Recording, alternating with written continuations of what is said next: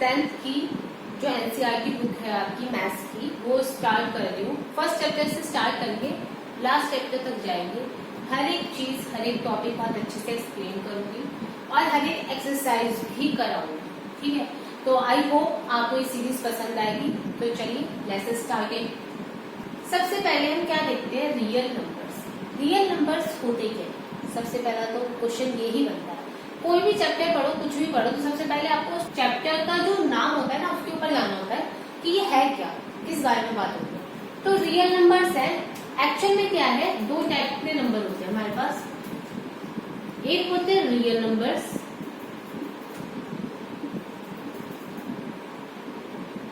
एक होता है imaginary number.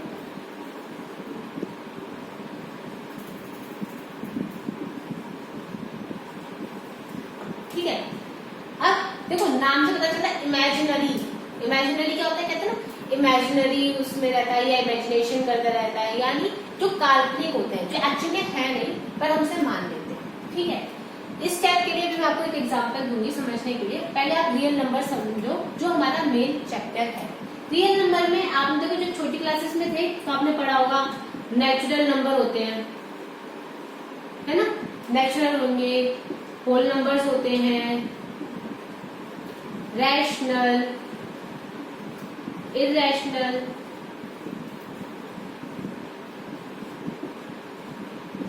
Integers and so on and so fourth, है ना। बहुत सारे नंबर्स होते हैं ना, बहुत सारे पढ़ रखे हैं, फ्रैक्शंस भी इसी में आ जाएगी आगे, है ना। इंटीजर्स भी फर्दर डिवाइड होता है, positive integer, negative integer and zero, है ना। तो ये सब चीजें तो आपकी रियल नंबर्स में आ गई, ठीक। लेकिन इनके अलावा कुछ नंबर ऐसे भी होते हैं, अगर आपको मैं एग्जांपल दूं, फॉर एग्जांपल अगर आपको दे रखा है एक्स स्क्वायर इक्वल्स टू -4, समझिएगा बात को। तो हम क्या लिखेंगे, x इक्वल्स टू ये स्क्वायर हो जाएगा तो -4 हो जाएगा। तो x की वैल्यू वैसे 4 होता तो कितनी आ जाती, 2। अगर इसकी जगह पर ये होता है x इक्वल्स टू 4, तो आप लिख देते ना x equals to into root of 4। इसका मतलब x की वैल्यू जाती ±2। लेकिन जब आपका निगेटिव नंबर होता है तो उस टाइम पे उसका स्क्वायर रूट नहीं मिल पा रहा था, इसके चक्कर में उसको एक आयोटा दे दिया, आयोटा दे दिया गया, ठीक है। तो यानी हम निगेटिव इंटीजर के लिए ये पढ़ते हैं, और ये एक तरीके से ये मान लो आयोटा रिप्रेजेंट कर रहा है यहाँ पर आपके इमेजिनरी को, सिर्फ लर्न करने के लिए समझ लो, ठीक है। हालांकि आपके उसमें है नहीं कोर्स में, ये आप जब 11th क्लास में आ जाओगे तब आप इसके बारे में पढ़ोगे। हमें सिर्फ और सिर्फ इस चीज से डील करते हैं, तो अब हम इसी चीज को आगे कंटिन्यू करते हैं, ठीक है। अब ये जो हमारा रियल नंबर्स का चैप्टर है, इसमें हम बेसिकली दो चीज को देखेंगे। पहली चीज है हमारी Euclid's division algorithm. Euclid's division algorithm, है ना। सेकंड चीज हम जो देखेंगे वो है fundamental theorem of arithmetic.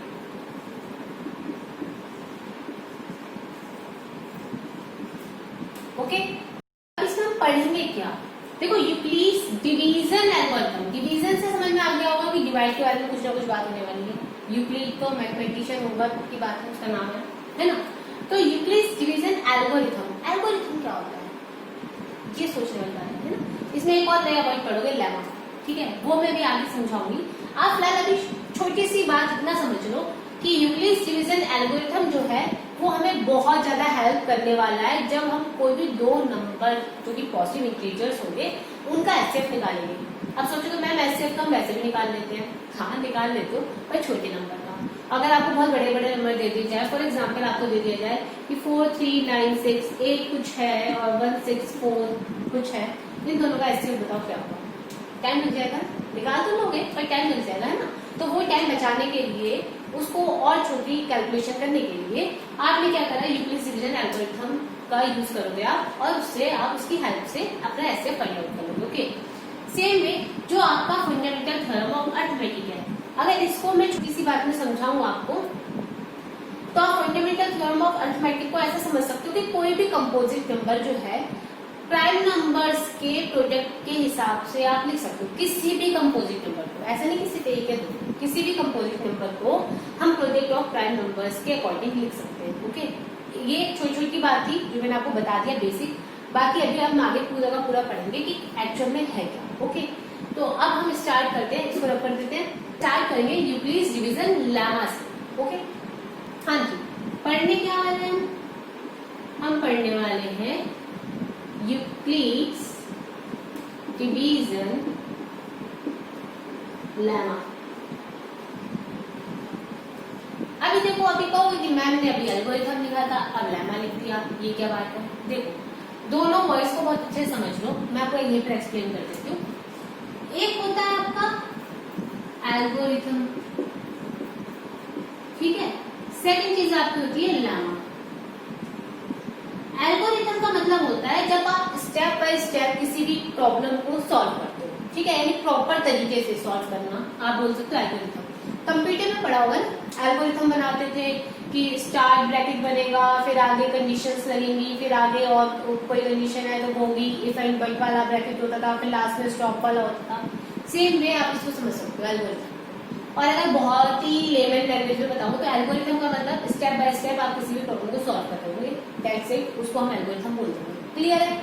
Lemma का मतलब होता है कोई ऑलरेडी प्रूवन स्टेटमेंट है और उसकी हेल्प से किसी और चीज को आप प्रूव कर दो। जैसे अगर मान लो आपको मैं कहूँ आपके पास कोई फॉर्मूला है ना, a+b का होल स्क्वायर, अब आपको उसको यूज करके आप उसका आगे आंसर निकाल दो, तो वो क्या हो जाएगा, आपने ऑलरेडी चीज प्रूफ थी ना, फॉर्मूला ऑलरेडी प्रूवन है, आप उसको यूज करके कोई और चीज निकाल दो। ठीक है, सेम वे जैसे ट्रायंगल्स की आइडेंटिटीज होती हैं, आपको पता है कि भाई ट्रायंगल के तीनों एंगल का सम 180 डिग्री होता है, और उसकी हेल्प से मान लो आपको किसी ने बोल दिया कि ये ट्रायंगल है और ये 60 डिग्री का एंगल है और मान लो ये 40 डिग्री का एंगल है, ये बताओ कितने डिग्री का होगा।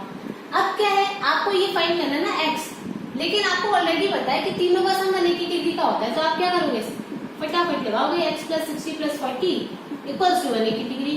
क्यों भाई, ये तो हमें पता है ना कि 180 डिग्री का सम होता है, 60 + 40 मीन्स 100, इधर कितना है 180, यहाँ पर x प्लस में चल ही रहा है, तो x = कितना हो जाएगा 180 - 100, इट मीन्स 80, है ना। तो ये चीज आ जाएगी। तो ये चीज सिर्फ समझाने का यहाँ पर क्या फंडा था कि आप ये समझ सको, ये ऑलरेडी प्रूवन स्टेटमेंट थी कि जो ट्रायंगल्स के एंगल्स का सम होता है वो 180 डिग्री का होता है, हमने वो यूज करी और हमने दूसरी कोई और चीज फाइंड आउट कर ली। ठीक है, या हम कोई और चीज प्रूव करते हैं तो उस चीज को हम क्या बोलेंगे, लेमा। आई होप आपको ये बात क्लियर हो गई। ठीक है, चलो अब आगे समझते हैं क्या है, ये रख कर देते हैं। अब यूक्लिड्स डिवीजन लेमा में आपकी एनसीईआरटी में पजल दे रखी है, हम उसी पजल से शुरुआत करते हैं ताकि आपको इजीली समझ में आ सके। आई होप सबके पास एनसीईआरटी होगी, इन केस किसी के पास नहीं है तो आप मुझे बताइएगा, फिर मैं हर एक चीज जो एक्सप्लेन करूंगी उसका स्क्रीनशॉट भी डाल देगा अपने साथ में। ओके, चलो जी। पजल आपको क्या कहते हैं कि एक ट्रेडर था जो एग अपनी बास्केट में रख के उसे बेचने जाता था, पर एक खुराफाती शैतान टाइप का बच्चा था या इंसान था, उसने क्या करा, कोई होते हैं ना कुछ लोग खुराफाती टाइप के, उस टाइप का एक इंसान था, उसने क्या करा, उसको अपनी बातों में इल्झाया, इतना परेशान करा, इरिटेट करा कि दोनों के बीच में फाइट हो गई। अब फाइट होने से क्या हुआ कि वो जो उसके एग्स थे वो ऑब्वियस सी बात है, फाइट करोगे ना, गिरेगा, नुकसान तो हो गई, तो एग्स गिरे और वो फूटे।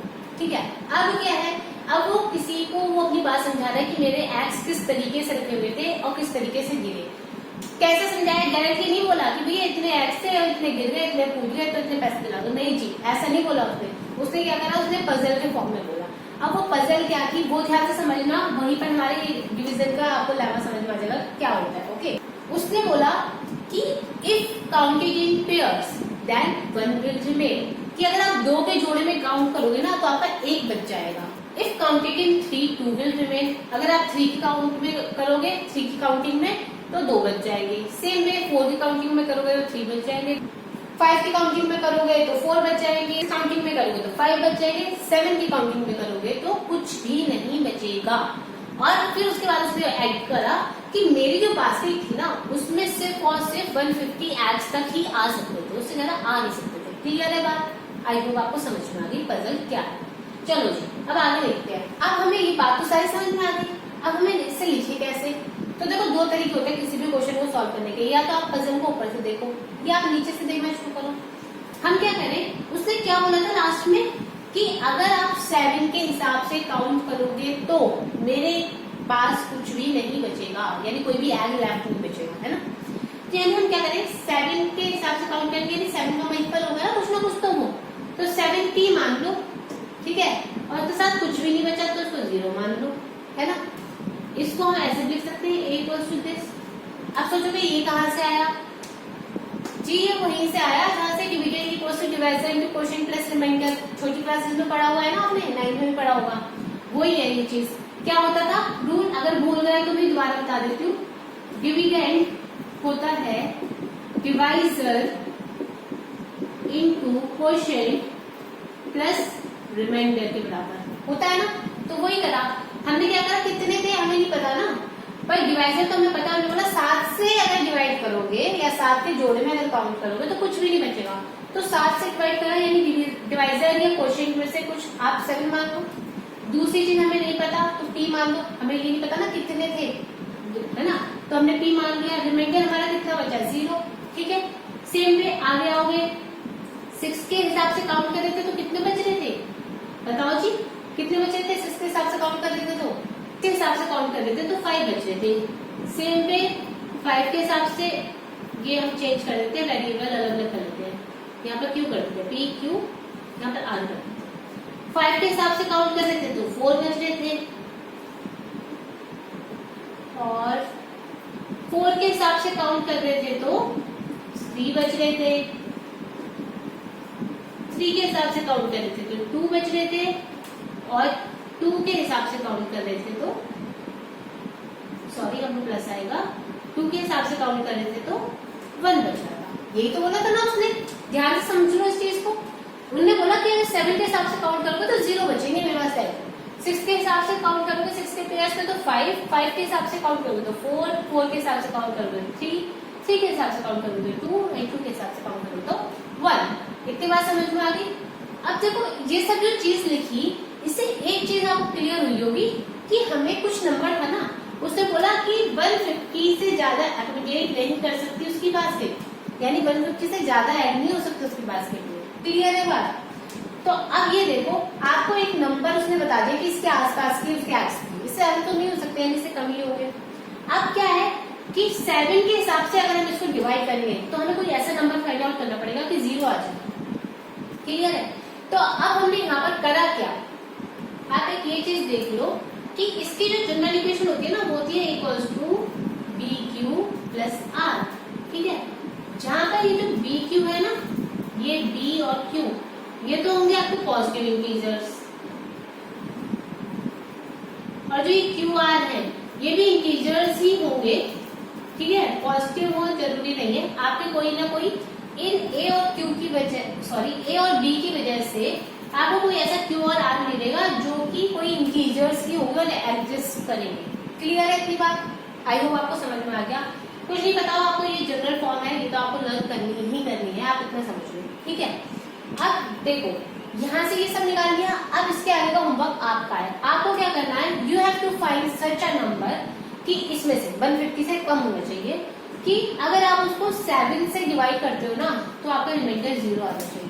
और फिर आप क्या करोगे, जो भी आपका क्वेश्चन आएगा वो यहाँ लिखना, और जो भी आपका नंबर है वो यहाँ पे लिखना, और फिर वो इन सब कंडीशंस को सेटिस्फाई कर देगा। इसका आंसर वैसे जो आएगा वो 1/19 lakhs आएगा। ठीक है, आप चाहो तो डायरेक्टली इसको पुट करके एक ही जगह पर देख लेना कि आपकी कंडीशन सेटिस्फाई हो रही है या नहीं हो रही है। ओके, और ये जो P Q R S T U मैंने लिखा है, ये क्वेश्चन के आपके जो भी आपका 2 से ग्राइड करोगे, जो भी क्वेश्चन आएगा यहाँ पे लिखना, और फिर देखना आपकी कंडीशन सेटिस्फाई हो रही है नहीं हो रही है। ओके, चलो जी आगे इक्वेशन को देखते हैं कि एग्जैक्टली इस इक्वेशन के साथ कोई और कंडीशन होती है या नहीं। ओके, हाँ जी, जो हमने जनरल इक्वेशन पढ़ी थी, क्या पढ़ी है, A equals to B Q plus R. अब यहाँ पर एक और कंडीशन होती है, वो समझ लो क्या होती है कि जो हमारा आर होगा ना, ये रिमाइंडर, वो हमेशा छोटा होगा b से और हमेशा बड़ा होगा 0 से, या इक्वल भी हो सकता है 0 के। अब एक चीज आप समझ लो, ये वाली जो आपकी इक्वेशन है ना, ये तो बहुत बहुत बहुत ही ज्यादा काम आने वाली है हर जगह से, इसको तो बहुत अच्छे से लर्न कर लेना। अब यहाँ पर फायदा क्या है, जो ए और बी है ना, ये होता क्या है, ये आपके पॉजिटिव इंटीजर्स होते हैं, और जो आपके क्यू और आर होते हैं ना, ये भी आपके इंटीजर्स होते हैं, पर ए और बी की वजह से ही ये एग्जिस्ट करेंगे। तो हमारा जो यूक्लिड्स डिवीजन लेमा है वो क्या बोलता है कि given positive integers A and B, there exist some integers q and r in such a way that they will satisfy this equation. Okay, तो यूक्लिड्स डिवीजन लेमा समझ में आ गया ना कि क्या होता है, ठीक है। यानी दो पॉजिटिव इंटीजर्स दे रहे होंगे, उनकी वजह से दो नए इंटीजर्स जो होंगे वो एग्जिस्ट कर जाएंगे और इस वाली इक्वेशन को सेटिस्फाई कर देंगे। क्लियर है बात? चलो जी, अब इसके आगे हम देखेंगे यूक्लिड्स डिवीजन एल्गोरिथम क्या होता है। अब एक बार आप ये देखो, लेमा तो समझ में आ गया ना, लेकिन अब एल्गोरिथम में क्या करेंगे। मैंने आपको देखो स्टार्टिंग में बताया था कि जब भी हम यूक्लिड्स डिवीजन एल्गोरिथम की बात करेंगे तो हम इसमें क्या देखते हैं, एचसीएफ, है ना। यानी कि अगर आपको कभी भी कोई दो नंबर दे दे और आपसे बोले उसका एचसीएफ फाइंड करो, तो आप यूक्लिड्स डिवीजन एल्गोरिथम लगा दोगे और with the help of that आप उसका एचसीएफ निकाल दोगे। अब सोचोगे भाई ये क्या बात है मैम, एचसीएफ तो हम वैसे भी निकाल सकते हैं। हाँ जी, आप बिल्कुल निकाल सकते हैं एचसीएफ वैसे, लेकिन जो छोटी क्लासेस में थे तो छोटे छोटे नंबर देते थे, बहुत बड़े नंबर नहीं होते थे। पर अगर इन केस आपको कोई बहुत बड़ा सा नंबर दे दे तो आप क्या करोगे एचसीएफ निकालने के लिए, तो आप यूक्लिड्स डिवीजन एल्गोरिथम में तो लगाओगे, ठीक है। तो अब हम यूक्लिड्स डिवीजन एल्गोरिथम के ऊपर बेसिक क्वेश्चन मैं आपको करा देती हूँ ताकि आपको इजीली समझ में आ जाए कि आप एचसीएफ कैसे निकालोगे। चलो जी, एग्जाम्पल हम एनसीईआरटी का ही ले लेते हैं। अगर मान लो एक नंबर है 445 और एक नंबर है 42, इसका हमें एचसीएफ निकालना है, तो हम कैसे फाइंड आउट करेंगे, ठीक है। चलो जी, इसको देखते हैं कैसे करना है। देखो जी, इसके लिए आप क्या करो, सबसे पहले कंपेयर करो जो भी दोनों नंबर में से बड़ा नंबर है। ध्यान से सुनना बात, जो भी दोनों नंबर में से बड़ा नंबर है आप उसको रखोगे इन प्लेस ऑफ ए की जगह पर, जो छोटे नंबर है वो रखोगे बी की जगह पर। याद करो यूक्लिड्स डिवीजन लेमा ने क्या बोला कि गिवन टू पॉजिटिव इंटीजर्स, दो पॉजिटिव इंटीजर मिल गए हमें, इसके बाद ही क्यू और आर एग्जिस्ट कर पाएंगे। तो अब इसकी हेल्प से हम क्यू निकालेंगे फिर प्लस आर, है ना। अब निकलेगा कैसे, बहुत इजी है यार, डिवाइड कर दो। 455 को डिवाइड करेंगे 42 से, 42 वन जा 42 और आ गया 35। 35 से छोटा हो गया, इससे डिवाइड तो हो नहीं पाएगा, तो क्वेश्चन की जगह रखो 1, क्यू मीन्स क्वेश्चन मैंने बताया था ना 1 रख दो, और आर की जगह पर कितना रखोगे, आर की जगह पर आप रखोगे 35। क्लियर। इसका नेक्स्ट स्टेप क्या होता है, ये जो हमारा बी होता है ना, बी ये इन प्लेस ऑफ ए पहुंच जाएगा, जो आर होता है वो इन प्लेस ऑफ बी पहुंच जाएगा। क्लियर। चलो लिखो जी, 42 इधर आ जाएगा 35 इंटू समथिंग प्लस समथिंग, यही से डिवाइड कर ले।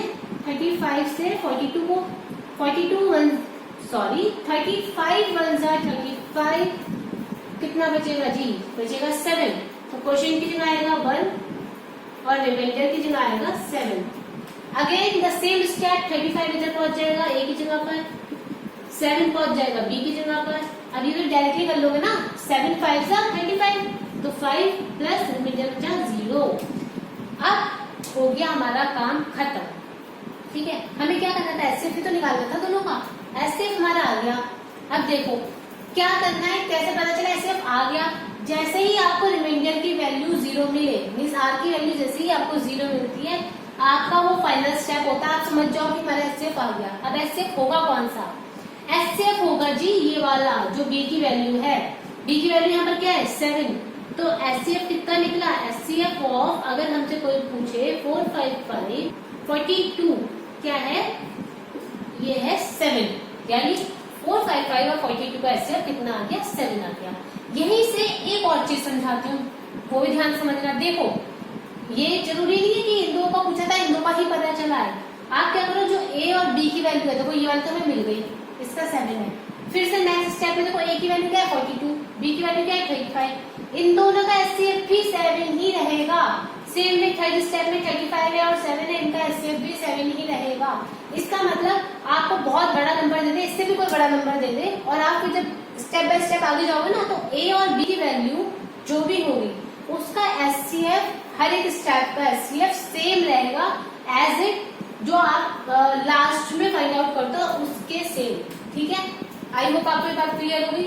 चलो अब आगे देखते हैं, नेक्स्ट एग्जाम्पल देखते हैं। नेक्स्ट एग्जाम्पल में उसने बोला show that every positive even integer is of the form 2q and every positive odd integer is of the form 2q plus 1। ठीक है, हमें ये शो करना है जहां पर कि q क्या है, एक इंटीजर है। ठीक है, अब आप करोगे कैसे, देखो सबसे पहले ये देख लो क्या दे रखा है, हमने बोल रखा है पॉजिटिव इवन इंटीजर जो आपका है वो किस फॉर्म का होना चाहिए, वो 2q फॉर्म का होना चाहिए। और जो पॉजिटिव ऑड इंटीजर है वो आपका किस टाइप का होना चाहिए, वो 2q प्लस 1 टाइप का होना चाहिए। आपको ये बोला उसने, है ना, जहां पर कि जो आपका q था ना वो कोई भी इंटीजर है। ठीक है, पॉजिटिव और नेगेटिव से कोई फर्क नहीं पड़ता, वो कोई इंटीजर होना चाहिए। ठीक है ना बात। अब आपको क्या करना है, you have to show this, आपको शो करना है। शो करने का मतलब क्या है कि आपको ये प्रूव करना है कि भाई ये ऐसा ही होना चाहिए, इवन वाला 2q की फॉर्म में और ऑड वाला 2q प्लस 1 की फॉर्म में। जनरल फॉर्म याद है ना, बहुत इजी है करना। देखो जनरल फॉर्म हमारी क्या कह रही थी, जनरल फॉर्म हमारी कह रही थी a equals to bq plus r where r is less than b and greater than equals to 0। यानी r की वैल्यू जो है वो b से तो छोटी होनी चाहिए पर 0 या 0 से बड़ी हो सकती है। ठीक है, अब आप क्या करो, देखो कंपेयर करो इस वाली को और इस वाली इक्वेशन को। b की वैल्यू यहाँ पर से आपको कुछ समझ में आ रही है 2, यानी यहाँ से हमें बहुत आसान हो गया हमारा। जैसे हमने कंपेयर करा, by comparing what we get b equals to 2। So with the help of this हमें क्या मिल जाएगा, हमें मिलेगा कि 0 is less than equals to r is less than 2, right. जैसे हमने b की वैल्यू पुट करी है मिल गया, तो r की हमें वैल्यू यहाँ से क्या क्या मिल जाएंगी, देखो 0 के बराबर हो सकता है, इक्वल्स टू का साइन है, याद रखना यहाँ पे इक्वल्स टू का साइन नहीं आएगा, तो 0 हो सकती है, 1 हो सकती है या फिर 2 हो सकती है। पहले आप ये बताओ 2 हो सकती है या नहीं हो सकती है, नहीं जी 2 नहीं हो सकती क्योंकि लेस देन लिखा हुआ है, यानी 2 से छोटा ही होना है, 2 के बराबर नहीं हो सकता। अगर इक्वल्स टू का साइन होता तो 2 भी हो जाता। क्लियर है इतना, ठीक है। अब तो देखो काम बहुत आसान था भाई। अब क्या रहेगी, r की वैल्यू भी मिल गई हमें, क्या मिल गई 0 और 1, b की वैल्यू पता है, यहाँ पर पुट कर दो आंसर आ जाएगा। क्या है, a equals to 2q plus एक बार पुट करो r की जगह 0 पुट करते क्या मिल गया यहाँ से, a equals to 2q। Same way फिर से पुट करो, ये कब करा हमने, when r इक्वल्स टू 0, है ना। Same way when r equals to 1 और at r इक्वल्स टू 1, जो भी चाहो वो लिख लो। ठीक है, r की जगह पर अगर हमने 1 पुट करा तो क्या होगा, a equals to 2q plus 1, ये मिल गया। अब एक चीज समझो यहाँ से, ये दोनों वैल्यू ये तो आ गई सेम, अब ये कैसे पता चले इवन है कि ऑड है। अब देखो q क्या है, कोई इंटीजर, अगर हम किसी इंटीजर में 2 से मल्टीप्लाई करेंगे तो मल्टीपल्स किसके आएंगे, 2 के। एग्जाम्पल लेके देख लो ना, q की जगह मैंने आपको 1 दिया तो 2 1 जा 2, q की जगह मैं आपको 2 दे रही हूँ, 2 2 जा 4, 3 दे रही हूँ, 3 2 जा 6, यानी क्या आ रहा है, सारे के सारे इवन नंबर्स आ रहे हैं। तो क्योंकि q एक इंटीजर है, आप क्या लिखोगे इसके लिए, because q is a integer और it is a multiple of 2, तो इसलिए सारे के सारे कौन सी वैल्यू देगा, इवन इंटीजर वाली। अब ये इवन इंटीजर है, इसमें 1 आपने ऐड कर दिया, ठीक है, तो क्या वैल्यू मिलेगी ऑड की, देख लो पुट करके देख लो, 1 रखा अगर q की जगह तो 2 1 जा 2, 2 प्लस 1 3, हमेशा आपको ये ऑड नंबर देगा। तो इसका मतलब क्या है, ये इवन इंटीजर है देगा और ये हमेशा ऑड इंटीजर देगा, और यही हमें प्रूफ करना था, हमने प्रूफ कर दिया। आई होप आपको ये वाली बात क्लियर हो गई है। इसके बाद है आपकी एक्सरसाइज 1.1, वो एक्सरसाइज आप उससे ट्राई करेंगे। आपको कोई क्वेश्चन नहीं समझ में आएगा आप मुझे बताइएगा, मैं पहले थ्योरी पोर्शन पूरा कंप्लीट कराऊंगी, उसके बाद मैं आपकी सारी एक्सरसाइज 1 by 1 कंप्लीट कराती चली जाऊंगी, A to Z सारे क्वेश्चन, कोई भी क्वेश्चन नहीं छुड़वाऊंगी। पर जब तक मैं नहीं करा रही तब तक आप ट्राई करिए। कोई भी प्रॉब्लम है मुझे कमेंट सेक्शन में बताइए, कोई सजेशन हो वो मुझे बताइए। चलिए मिलते हैं नेक्स्ट वीडियो में।